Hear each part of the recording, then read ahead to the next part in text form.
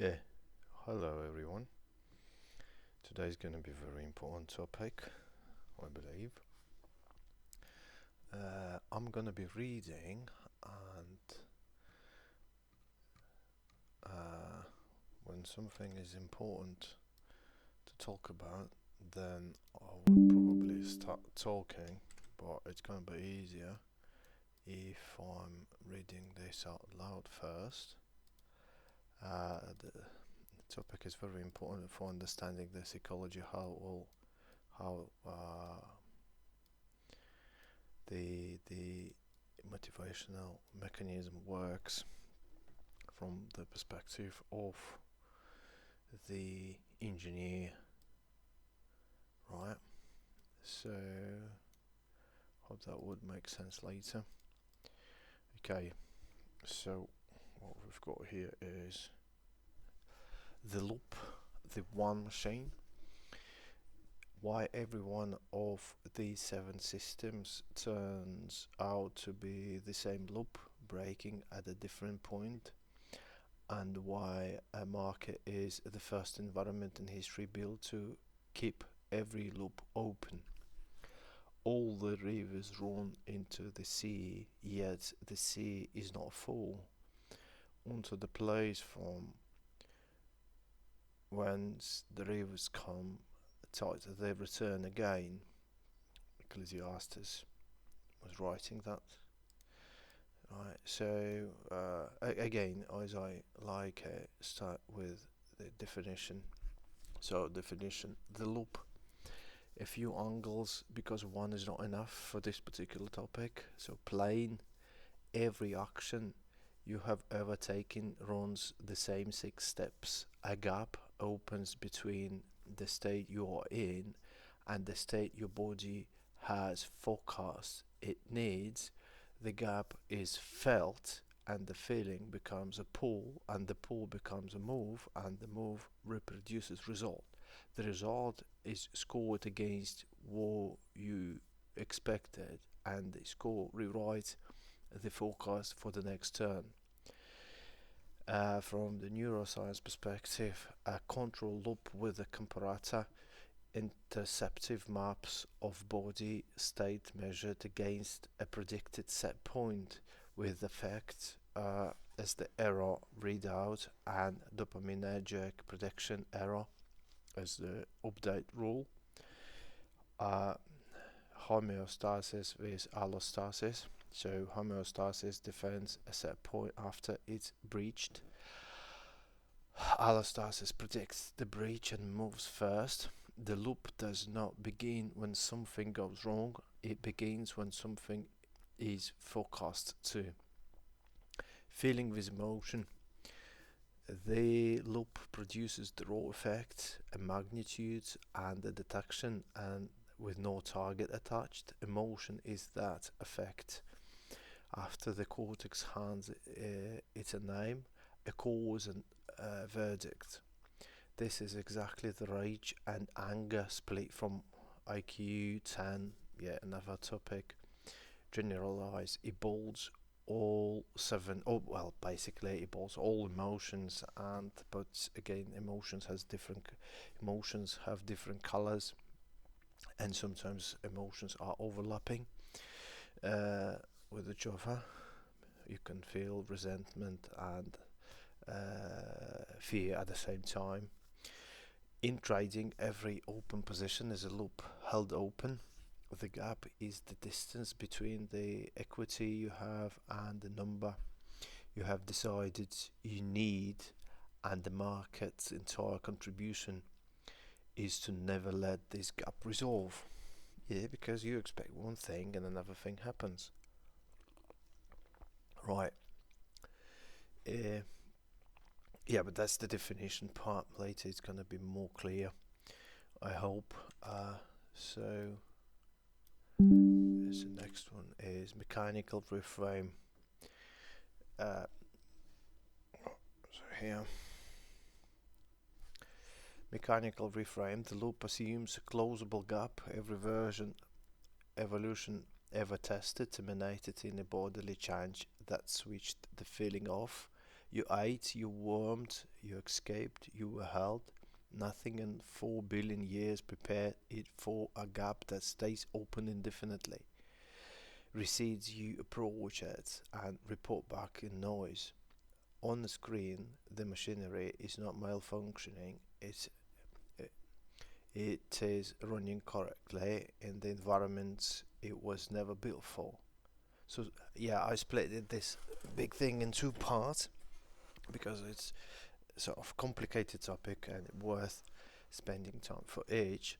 So part A builds the machine and puts it in front of a screen. Parts B, data, and then use it to explain all 7 systems at once. Right, so the machine. Right, get there. The machine. Yeah, once you understand like the motivation of a human being and like animal as well, is quite straightforward mechanism. But in order to understand our actions, we have to sort of get into it. So, intro. What was the last thing you did for no reason at all? There isn't one. There has never been one. Not a keystroke, not a glance at the chart, not the coffee. Every single thing you have ever done was the closing move on the gap, and the gap came first. So you have spent 7 weeks on emotional system, each with its own trigger and its own signature way of costing you money. This week we stop describing engines and go looking for the thing they are all bottled to. It turns out to be one machine for 6 moving parts, and once it's on the board, everything else is in this course becomes a diagram with marks on it. So right, asking me to draw. Got to this idea that so if we are talking about motivation, right? So what I was trying to say there. Oh come on, right? What I was trying, and that really touches everything, like sexual life, social life, out bringing kids, and so on and so forth. So what we have here is, so there is an agent, right? We call it agent. Agent is the creature which does have experience, feeling something, let's say. So agent has particular state, right? The state, and it's in harmony. What that means is it doesn't want to eat, it doesn't want to drink, it doesn't want to sleep. It's all like just like idle. Now, water runs out, and then the agent start being thirsty, right? Feels thirst, so got a signal of thirst. Thirst is a negative feeling, right? So it's a negative feeling, and there is a feeling negative, let's say, and agent is feeling that, right? So felt it. Now, thirst is really ancient feature of our body, and that means it requires particular set of behaviors in order to get rid of that feeling, namely to drink. So there is in the brain there is anticipation. Anticipation is to drink, right? So that's the goal. So agent is setting up a goal, right? Here I can't say that the agent is setting this up. It's embedded in the agent by genes which demand our agent to drink. So, but anyway, for the simplicity, the goal, set up the goal, and what agent has to do is to do some action, right? Action in order to achieve a goal, right? So if action was successful, then agent is getting feedback. If it wasn't successful, it was error. For example, so glass with some liquid and it wasn't water, it was something else, let's say spirit, and it doesn't help with thirst. So that's the schema. Will be more explicit later. So the next stage is the gap.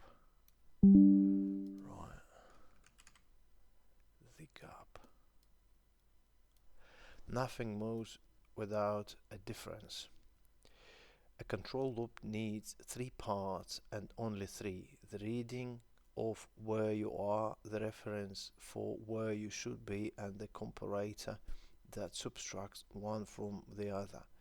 The output of that subtraction is the only thing in the system capable of causing motion. Cybernetics worked on this out in the 40s and it has not needed correction since. Where they named the field Miller, Galanter and Pribram gave psychology its first version of the loop, and Powers argued the behavior is the control of perception rather than the production of output. Means that the loop itself is embedded in us, but the agent is constantly checking is the behavior successful or not, and based on success or error corrects further actions. So a thermostat is the toy model. I'm going to have to get rid of that. A thermostat is the toy model, and it is worth being precise about why the toy is not enough. The thermostat has one variable, one set point, and one actuator. You have thousands of variables, set points that move, and an actuator, a body in a world that has to solve for all of them at once with incomplete information about any of them. What that means, like our senses and brain capacity are limited. That is the whole difficulty of being an animal. Yeah, and again, from animal to animal, also there's a big difference. Some are smart, some environments are complicated, and some are not. I mean, and especially if we start talking about social primates, their environment is way more complicated than some single ones, right? Okay, so but the logic is identical, and the logic is what matters here. A rock has no preferences because it has nothing to defend. It is the same temperature as its surrounding, and it is content to be. The moment there is an inside that must be held different from an outside, a membrane, a gradient, an internal state with a cost of losing it, there is a gap and something that wants. So what's here is that so stone is just simply inheriting entropy of the environment. However, if we are talking about a cell, so cell has a membrane, and the external environment is quite different than internal environment. And for a cell, it's quite important to keep this internal environment intact and keep membrane in place, otherwise a cell stops being a cell. And so that means for cells where I don't know, like God created them or they got from somewhere in the universe, but let's say they appeared as cells, the first ones, and they were interested to keep that state. And so that means is that inside of the cell, it was the homeostasis, homeostasis, and when it shifted left or right, let's say it becomes salty, less salty, more salty, whatever, than the external environment, and perhaps in the membrane there were some things which could pass the signal, right? What happens outside compared to inside, and based on that, membrane behave in a way that this equilibrium inside of a cell was preserved. So it has the something once. So, and that's the building block of the first building block of the motivation, right? So we could say that a cell is motivated to be alive, and hence it motivated to keep the environment as it wants. Okay, that's that. Let's go further. Right. So that something is the agent, and it belongs to the center of the diagram rather than the somewhere on the rim, because it sits both and ends every arrow on it. Half the ring is the agent emitting the forecast it issues, the pull it generates, the move it commits to. The other half is the agent taking delivery. The feeling is that reports the gap. The result is the world hands back the error that rewrites the forecast for the next time. Yeah, and that's the part of complicated behavior. It consumes information and it emits impulse, and the loop is nothing more than those two things do each other, turns after turn, turn after turn, which is why the loop cannot be escaped by declining to participate. There is no C on the rim to see out in. Remove the inside and the ring does not slow down. It never starts. And what that means is, so a single cell is an agent. We could even speculate that not even a cell, but the virus is an agent. So how I draw the virus there. Right, they've got protein leg here and here. Right, so a virus, and virus is basically dead while it's not in a cell, right? So it's, let's say the entropy is the stone like while it's not in a cell. I'm going to ask me to refresh my drawing thing. But as soon as it gets into a cell, it starts replicating, and seems like virus RNA, the smallest agent known in the in our universe, known universe, maybe somewhere. What I mean by that is the RNA in the virus, when it gets into the RNA, for those who doesn't know that, it's just a chain molecule which is getting into a cell and then starts demanding cell to replicate it, the same copies of it, and then pack it as the drawn virus there, right? Drawn virus there, and then they emit it outside, right? So the agent is the RNA, which is demanded, which is wanting to be replicated and packed and sent away in order to propagate through space and time, right? Because in the end of the day, the task of any biological creature is to propagate this state through space and time, humans included, right? So what we've got here is this is actually the loop.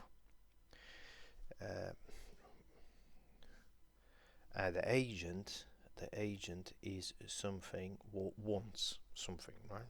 So that's the agent, and also that's the creature which is experiencing feelings, pain, emotions, name it.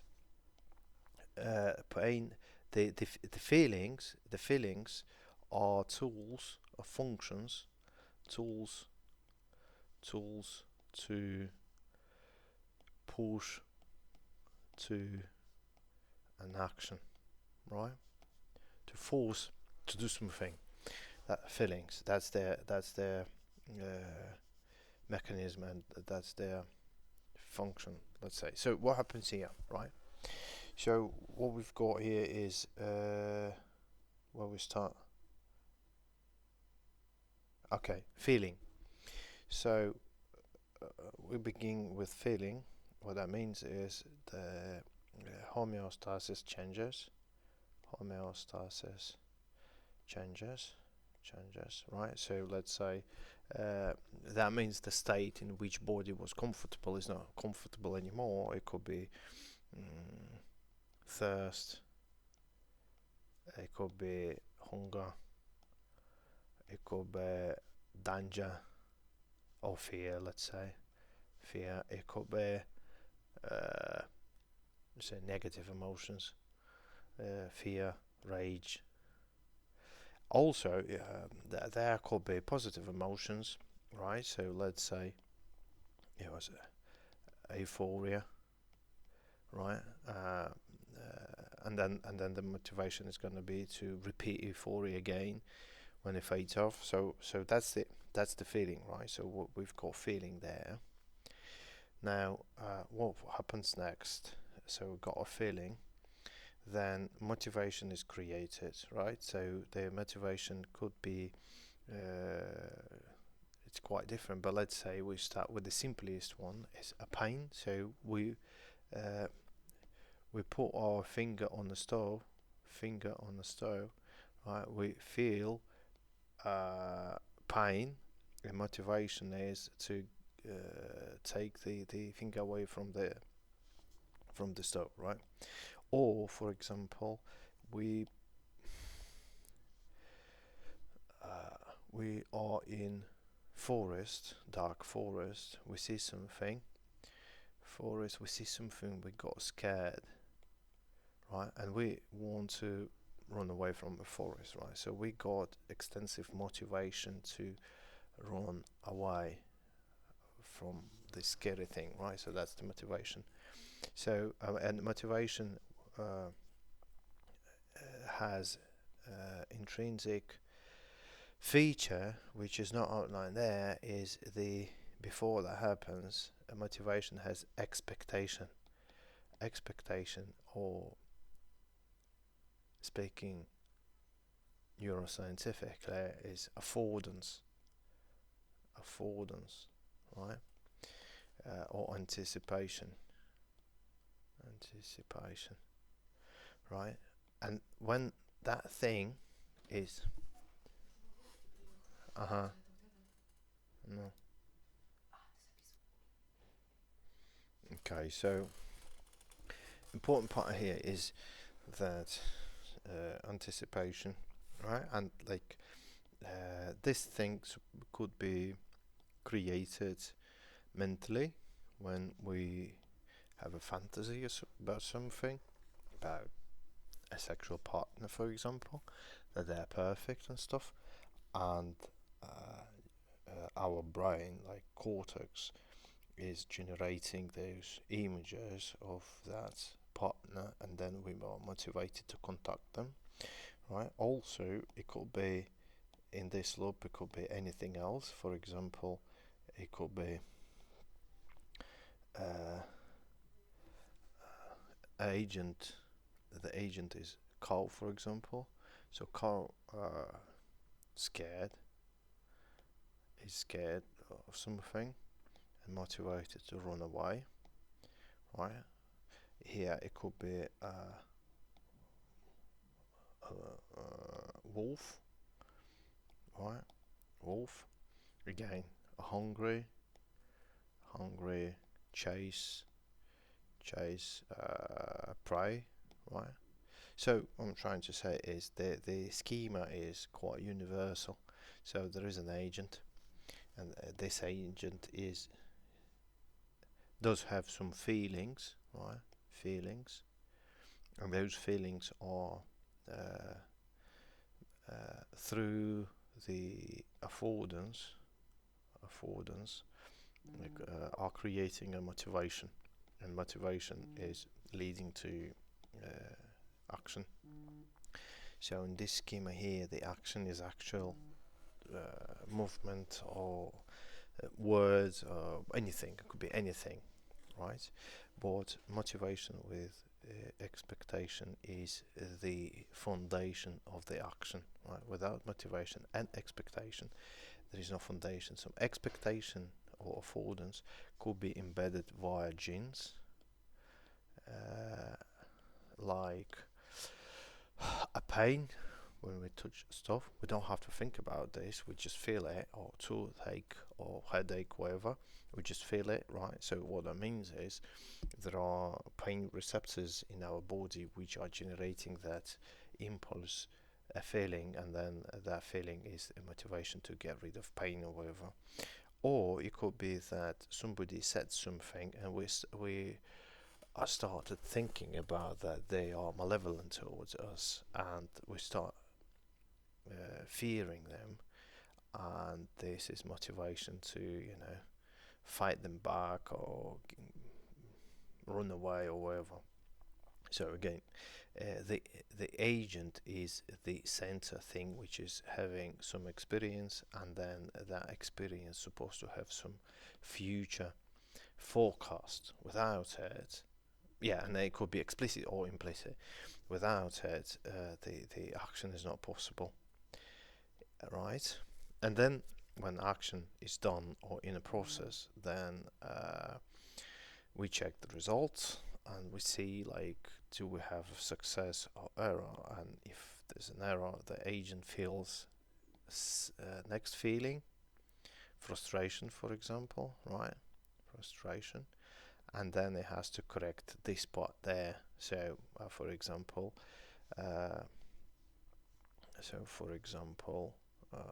is a feeling that I open a position and get money, right? Expectation, that's money is the expectation. I felt greed first, greed, then expected if I do something I get money. That's the motivation. I press the button. After I press the button, I see the results are not that good as I expected, so that's the error, right? And then the agent is error is here, prediction error. So we're getting an error, prediction shift, and then we have a feeling, right? And that feeling is negative because we were thinking that we get money, but we are not getting it. So that's the loop. Why this is so important? Because once you understand the schema, the interesting part about it is when you observe the action and the result of the action, of the reaction of the result of the action, right? So because this thing is observable for us about other people, other animals, other living creatures and stuff, right? We could derive the feeling of the person, and most important one is we could derive the expectation. This is like the most important thing we need. Unfortunately, it's not in a schema, but it has to be here in the middle between feeling and motivation. There's expectation. Why this is important? Because expectations are the primary motives. Expectations are built on a person's vision of the world, So for example, we've got a toxic person, right? And toxic person does toxic things, right? By the definition. Now, we don't like it, right? So we see that we don't like toxic people. Now, what we have to understand is the toxic person has motivation, right? Obviously, otherwise they wouldn't do that, because the toxic behavior is the action, right? Now, they felt something about you in order to act toxic towards you, and they felt something towards you. That means that was the expectation of the result, right? That was there. So they started feeling about you while having an expectation. If they do something to you, then the result is going to be X, for example, right? So what toxic people do, like calling names, right? Expectation for them was to lower your status, for example. Lower your status. And they were aiming for that result. Now, they say something toxic to you, and you feel bad, you display that, and there you go. The result is achieved, right? So that means their loop was successful, and the toxic behavior was successful. But most important thing here to understand that they were expecting, and their expectation is not about you to feel bad. Expectation is where this is benefiting them. And here we are getting to a feeling, right? So they felt, for example, annoyed by you, right? And because they were annoyed by you, they do something, you get upset, they get positive emotion, satisfaction, right? So and that means what? That means they are expecting satisfaction by your pain, right? It sounds a bit pathological to me, but it's important to understand. So if somebody is trying to put you down, that means they've got the motivation to put you down. It's not an accident. It's not a coincidence, right? It's just the loop is straightforward. So they felt, I don't know, hate, irritation, anything else. They hate it, and they were motivated enough to do some toxic stuff to you, right? And the result, and once you understand that, what you can do is just do not give expected results in order to break the loop, right? Or maybe they would try harder. Or anyway, I have to move on, unfortunately. It's quite an interesting topic. So if we move forward, let's see what we've got further. Yeah, while this loop is helping understanding of this loop of the expectation of a person helps to navigate in life and like help other things, right? Okay, how body becomes a feeling. So the gap is physical, the feeling is how you find out about it.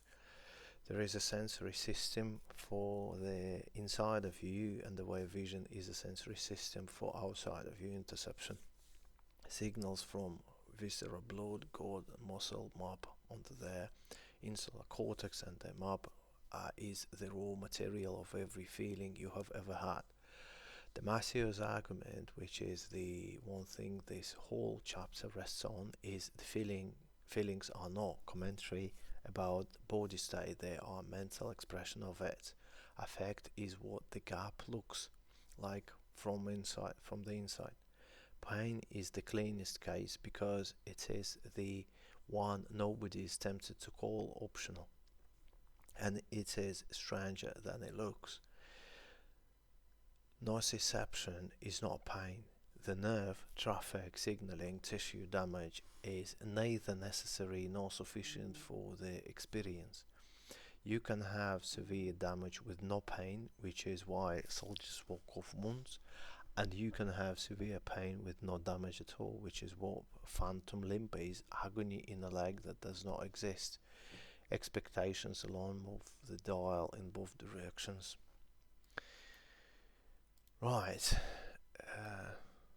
both directions.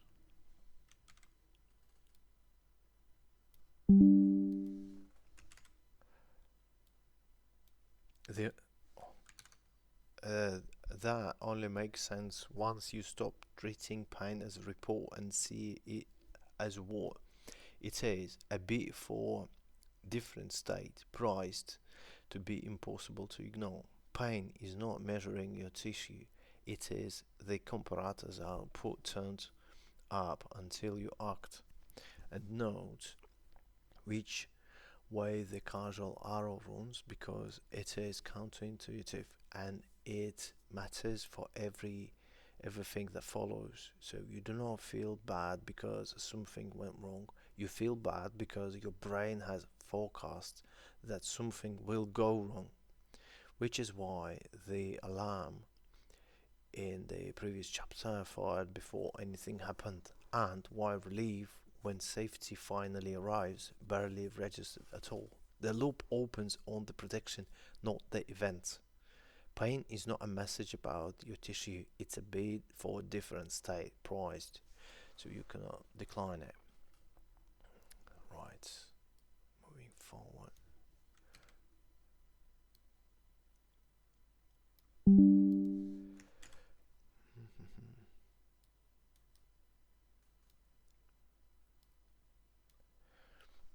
Why there is no zero?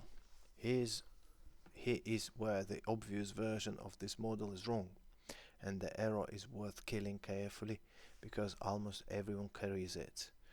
The obvious version says a deficit builds, tension rises, you act, the tension discharges, like you drink and you are not thirsty anymore, and you rest at zero until the next one. That's the whole drive reduction theory. It dominated psychology for a generation, and it's false. Animals work for simulation with no deficit to reduce. Rats will press a lever for direct electrical stimulation to the point of ignoring food. Monkeys solve mechanical puzzles for no reward at all. Yeah, but you can't say there's no reward. Maybe they solve the puzzle, they get some reward, which we don't see, and they feel happy about it. And solve them worse when you start paying them. Yeah, stop being interesting, for example. We already met the trading consequences of this in IQ 8. Seeking has no station point because it was never built to reach one. Yeah, because you have to seek all the time, otherwise you get bored, and that's negative emotion. Opposite to seeking. The second error is the thermostat itself. A thermostat defends a fixed set point. You don't have one. What you have is a setting point. The value of your system drifts on the current conditions, which shifts when the conditions do. This is why the hedonic treadmill is not a metaphor. The number that would make you feel safe recedes you as you approach it, and it recedes because you approached it. Every trader who has hit their account target and felt nothing has run this experiment personally. Perhaps. Okay, the second.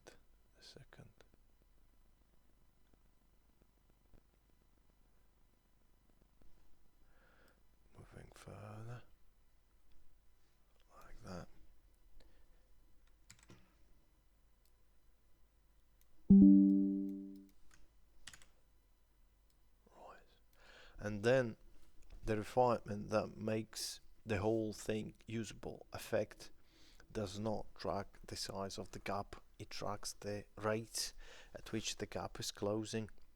You feel the derivative, not the number. This is why being down 5% and moving your way feels tolerable, while being up 10 and then stalling feels like something is wrong. Yeah, because you stop getting information. And this is why a market that moves can hold you in losing position for months. The loop is not reporting your position, it's reporting your velocity. The loop does not seek zero, it seeks a target that moves when you arrive. Your grades and your personal speed towards it, not your distance from it. Okay, let me get back to back to the image. So again, two examples. Example number one is some sort of addiction.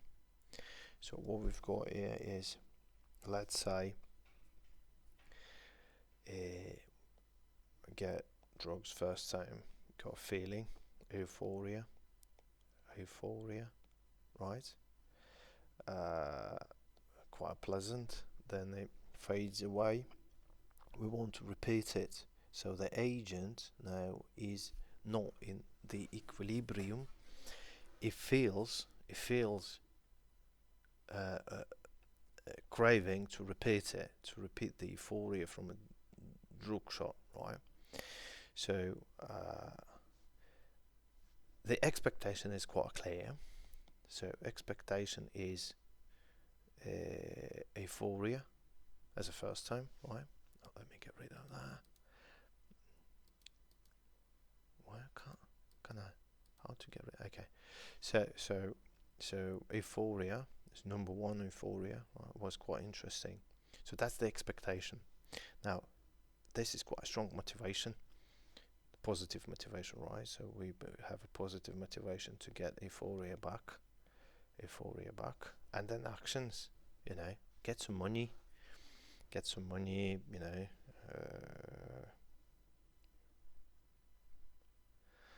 take drugs again, and then the results, euphoria, for example, right? Euphoria again, but this time it's a bit weaker than the previous one, so we got an error. Don't like it, or it was okay. It was like last time, okay, and then again it fades away. So we feel like, okay, it was an error, it was success, but maybe the feeling wasn't that good, and so on and so forth. So the cycle repeats. So what we have now is we have two euphorias for drug addictions. Euphoria like 2. Feeling, craving is even stronger, and that like agent is getting mad, and motivation shoots through the roof, right? And then actions, okay, start selling stuff from like parents' home and so on and so forth. And like important part here to understand is the agent here is the center point who feels the craving, right? Okay, and this agent does have motivation. Now we see actions. This is observable thing for us because we don't know what they feel. We don't know are they motivated or not. All we do is just we see the action, but action lets us to derive previous steps. That's quite interesting, isn't it? So the same thing as toxic behavior. Toxic, we can derive motivation, feeling, and we can understand what is inside of the head of the agent. Now, trading. Getting back to trading. So, first time person gets to a trading desk. They put some few coins, right? They lose. Okay, they're getting error. So maybe they try out. They are not in this loop yet. So they just heard that they could make money, see those videos on YouTube and stuff like that, and they think, okay, can make money on stock market or whatever. But what happens, and this is very important, so they put some, I don't know, $100 x10 leverage, so that's 1,000, and the Bitcoin goes their way 30%, so that means they make 300.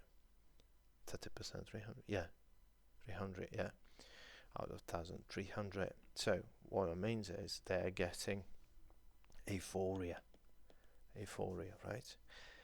Because like for 300 you have to wait, you have to work 7 days or whatever, and here you get them straight away and say, oh, right, okay, why would I work at all? Like, I'm gonna be trading full time.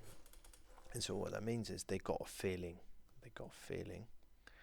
and they got motivation to put more money, right?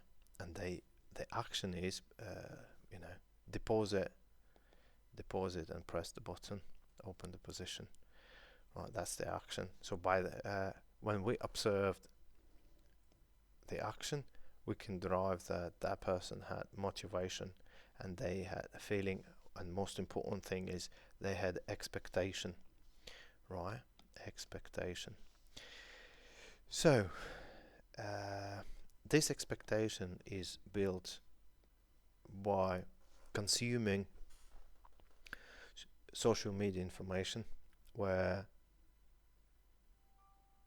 people display their wealth, or they rent somebody's wealth to display in order to get followers and to display their success.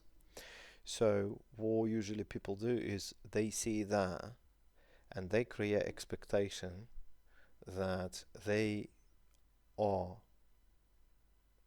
deserve to be in that place, right? And that expectation is not realistic, right? Because the market is not designed for that. The market is a different beast, but the expectation is there.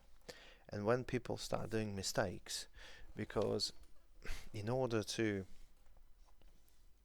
know how to trade, this loop has to spin positively in a large number of iterations, right? Let's say, I don't know, 80% of iterations have to be positive, because you've got a feeling. Let's say you don't like it, you like it, whatever. You as an agent feel that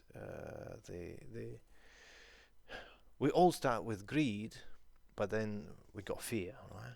And fear is when we get the error, we lose money, we start feeling fear, and we start thinking about how not to lose it next time, if we are sensible enough. Otherwise, our expectation is not realistic.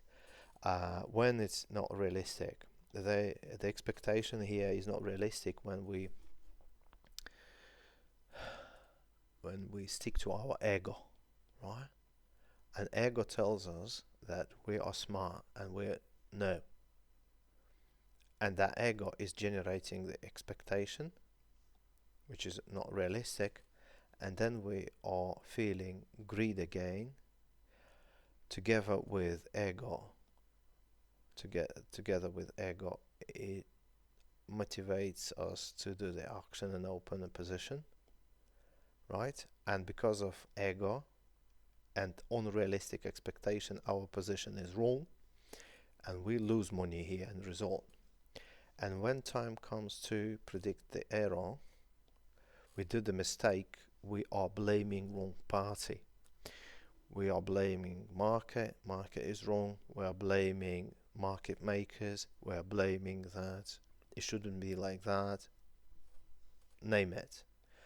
But until we blame ourselves, until we say we are stupid, we don't know the thing, we have to be more humble.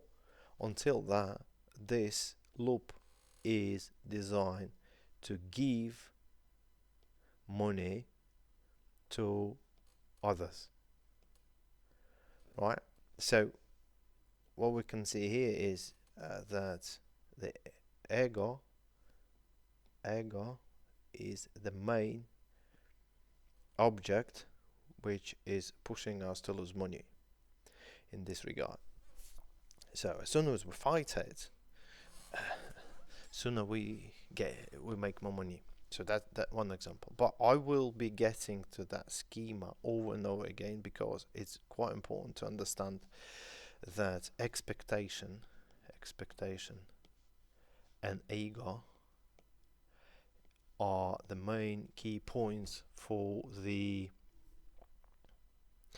every behavior, every human action. And once you understand that, it's easy for you to navigate in a world and talk to other people and stuff. Once you understand their expectation, the ego, you can predict what kind of action they would do if you didn't have chance to see what actions they do, because this thing is observable. So getting back, okay, so if you understand people's expectations and you can understand them analyzing people's actions, it's easy for you to understand the level of their ego, ignorance, or education, or whatever, and then derive what kind of agent they are. And once you understand what kind of agent in front of you, it's easier to predict future with such people.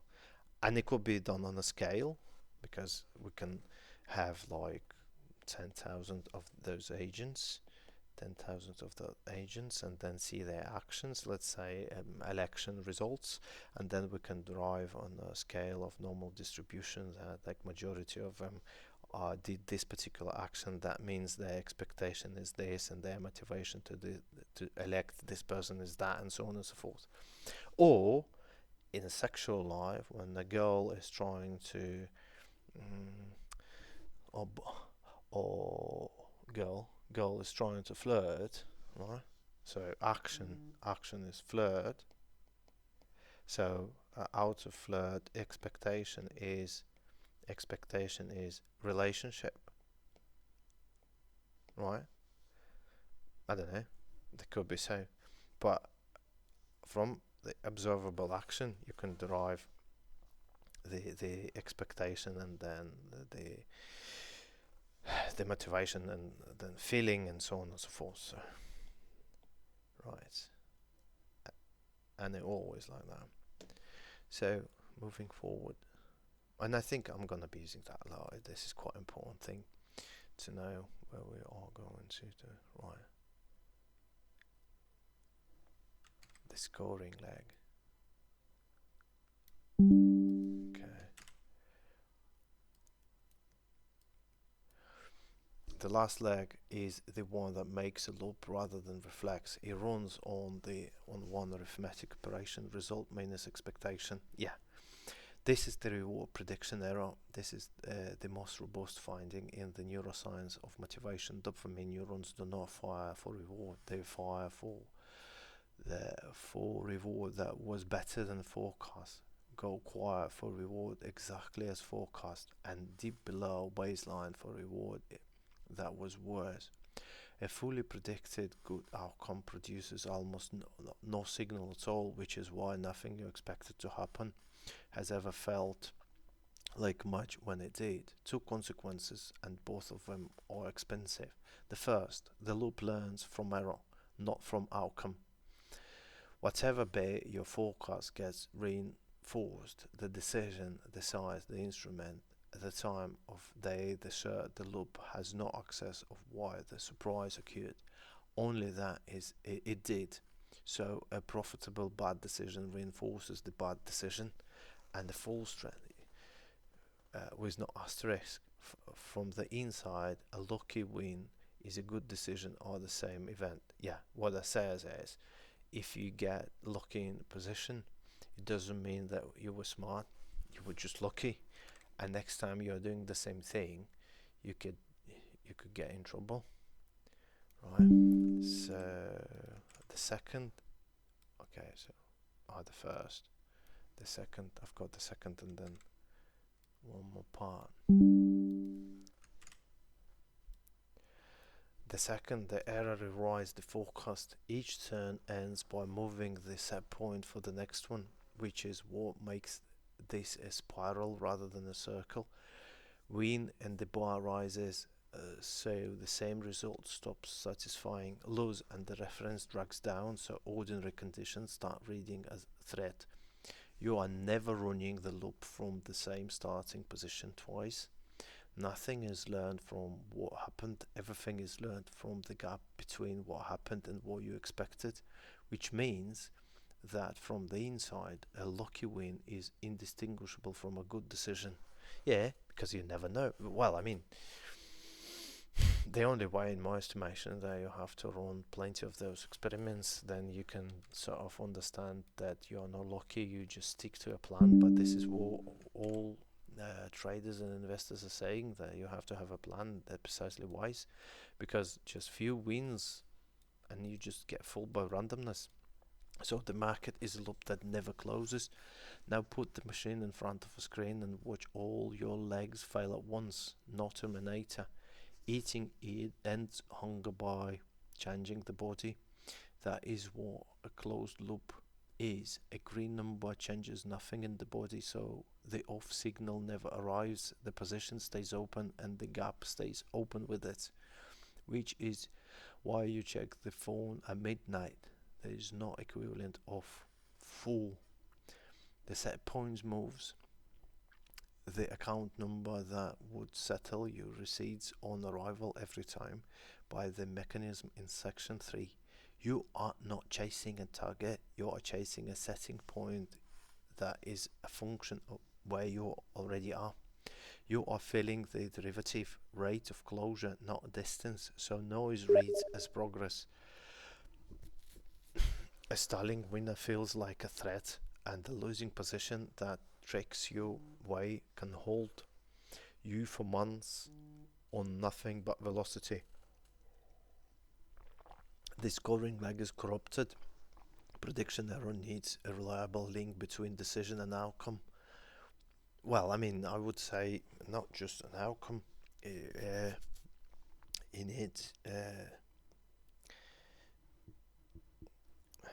its reliable link between a decision and information why you made this decision, and also was the price is derivative of that information. So, for example, war begins, oil spikes, then price gets exhausted, you short it, you win, and you have to understand that you've done the right thing, because the probability of oil being overbought is high. Also, it's not zero that oil could double from that, but the probability of that is quite low. And this is what's supposed to be in trading, right? So it's supposed to be a link between information or decision in that regard and information. Markets are low signal, high noise, and variably reinforced. That exact schedule that produces the strongest and at least extinguishable superstation. This is the slot machine from stated mechanically. The loop learns something from every outcome, and most of what it learns is false. Yeah, this is why like, yeah, like if you win and you just don't think that I was smart, you just think, okay, coin tossed in my favor, so that's a different thing. Instead of just saying to yourself like, all right, okay, I'm so smart, I'm super trader, I bent fabric of reality with my only left hand, right? So that's gonna give us trouble. And there is a bill for holding a loop open, a control system that cannot reach reference it, does not idle quietly, it keeps spending. Yeah, because like, you never get the feedback, so you can't learn, you can't make future predictions, and then just getting stressed. Sustained and resolvable demand is what allostatic law means, and it paid in cortisol sleep and lowering firing threshold on every one of the 7 channels at once. This is why tilt actually is not a character flow, a body budget in deficit. Hunger ends when you eat. A market gives you the hunger, but like takes the meal and moves the table. Yeah, that's the thing. Okay, working with the loop, getting close to an end. So you cannot switch the loop off it's not the feature of your psychology, it is the definition of being alive. Yeah, even a cell has loop. And the standard advice: remove emotion from your trading. It's not merely difficult, it is incoherent. Strip the effective readout of a control system and you do not get a cool head, and you get no comparator, and you therefore no way to choose. The massive patterns with ventromedial prefrontal damage are the proof. Intelligence intact, reasoning intact, affect gone, and they cannot pick a restaurant, not because they choose badly, but because there is nothing left that makes the option preferable to another. When people don't feel anything, why? They can't create expectation, because expectation is creating based on anticipation of further feeling, for example, euphoria. So when getting back to a toxic person is anticipating having euphoria when they see you fall or getting irritated. They like, and this is why people are saying that toxic people fed by your irritation. This is their meal, so to speak. So the move is the same as it was for fear and for rage. Pre-commitment decided while you are cold. Right. I think that's there. Yeah, so have to build your own terminators. This is the general form of everything. The last 3 chapters recommended separately. The environment supplies not off signal, so you have to install one in advance, flat at the close. A hard time on the session. The journal entry is the act that ends the loop, not the record of it. Written, closed, done. Yeah, there are different opinions about journals. So, a daily loss limit, which is IQ10 described, is as taking the account out of rage reach, and which is really just a terminator with a number on it. Notice what all of those have in common. None is a rule about when to trade. Everyone is a rule about when a loop is over. The market will hold the gap open indefinitely and feels nothing about it either way. The calm version of you is the only part in this arrangement with any interest in closing it. A stop is not a prediction, it's a decision made in advance about when loop ends, because nothing is the environment will ever make that decision for you. Yeah, so you have to sort of stop once in a while, go to sleep. So, end of part A. Yeah, well, I hope it wasn't that complicated. So, that is the machine. A gap opens because your body forecasts it. The gap is felt. The feeling becomes a pull. The pull becomes a move gets scored, and the score moves the gap for the next time. So, looking for euphoria. Do something. Getting euphoria good. Do that again. Getting positive feedback loop. Again, right, get back to this, my favorite image. Hang on. Right. So, I don't know how to put it there. Do it like that, yeah? We do that, that. Yeah, let me explain why I'm doing that. Right, does it look good? Like that. Because this is right. Okay, drawing is there. So basically, this image there is just one brick or one building block of the behavior, right? Because what happens there is we get some, let's say, euphoria, got some money there, want more, expectation, press button there, getting result, getting an error, and moving to the next stage there. And here we're getting again, so we remember euphoria number one, but we'll have now loss. It's complex feeling there. We get motivation to try again, get action, get result, get error, and then move again there. And then we get this experience, so we've got iteration number one, iteration number two. By getting there, if our memory serves us well, then we've got like already two or three, yeah, I think two results, and those results are making agent feel in particular way. Again, the same story: expectation, motivation, action, result. And so basically